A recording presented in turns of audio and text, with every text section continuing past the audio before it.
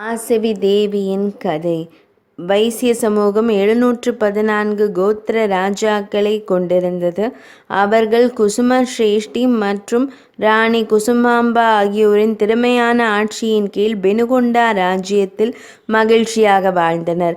சமாதி முனிக்கு பின் ஆட்சிக்கு வந்த மன்னர்கள் வரிசையில் 16வது இடத்தில் இருந்த குசும சிரேஷ்டி மன்னருக்கு குழந்தை பேறு இல்லை.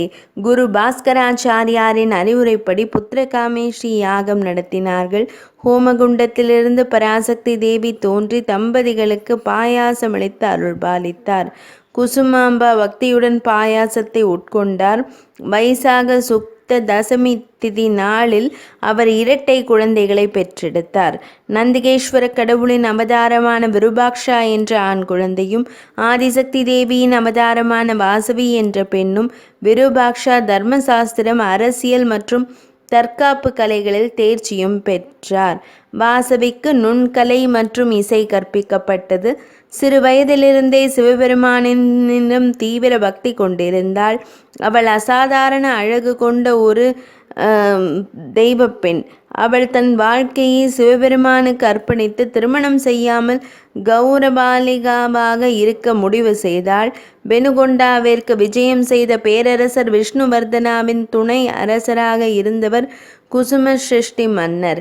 பேரரசருக்கு குசுமா சிரேஷ்டி மன்னர் உற்சாக வரவேற்பளித்தார். பெனுகொண்டா மக்கள் அவரை பயபக்தியுடன் பார்த்தனர். விஷ்ணுவர்தனா வாசவியின் அசத்தலான அழகு மற்றும் கவர்ச்சியால் மயங்கி எப்படியும் அவளை திருமணம் செய்து கொள்ள முடிவு செய்தார். குசுமா சிரேஷ்டிக்கு அவன் ஆசை மரண அடியாக இருந்தது. 714 கோத்ராவின் பெரியவர்களை கூட்டி இந்த விஷயத்தை பற்றி விரிவாக விவாதித்தார் மன்னர் குசும சிரேஷ்டி. குரு பாஸ்கராச்சாரியாரின் வழிகாட்டுதலின்படி அவர்கள் அனைவரும் வாசவியின் கருத்துக்களுக்கு முக்கியத்துவம் கொடுக்க முடிவு செய்தனர். அரச தம்பதிகளான குரு பாஸ்கராச்சாரியார், வாசவி மற்றும் விருபாக்ஷா ஆகியோர் இரகசிய சந்திப்பு நடத்தினர். இந்த நிலையில் வாசவி தான் பெண்ணின் கண்ணியத்தையும் கௌரவத்தையும் நிலைநிறுத்த விரும்புவதாகவும் அகிம்சை தர்மத்தை உலகிற்கு போதிக்கும் நோக்கத்துடன் பிறந்ததாகவும் கூறினார். அவள் ஆதிபராசக்தியின் அசல் வடிவத்தை வெளிப்படுத்தினாள். அவள் கன்னியாகவே இருப்பேன் என்று சபதம் செய்தாள். வாசவி தன்னை திருமணம் செய்து கொள்ள மறுத்துவிட்டதை கேள்விப்பட்ட விஷ்ணுவர்தனன் பெனுகொண்டா மீது போர் தொடுத்தாலும் அவளை மணக்க விரும்பினான். இரத்தம் சிந்துவதை தடுக்கவும் பெண்ணின் கண்ணியம் மற்றும் கௌரவத்தை நிலைநாட்டவும் வாசவி தனது அவதாரத்தை நெருப்பின் கடவுளான அக்னி தேவருக்கு அர்ப்பணித்து முடிக்க முடிவு செய்தார். 714 கோத்திர ராஜாக்களில் 102 கோத்திர ராஜாக்கள் அவளுடைய கருத்தை ஆதரித்து அவளுடன் சேர்ந்து புனித நெருப்பில் நுழைய முடிவு செய்தனர்.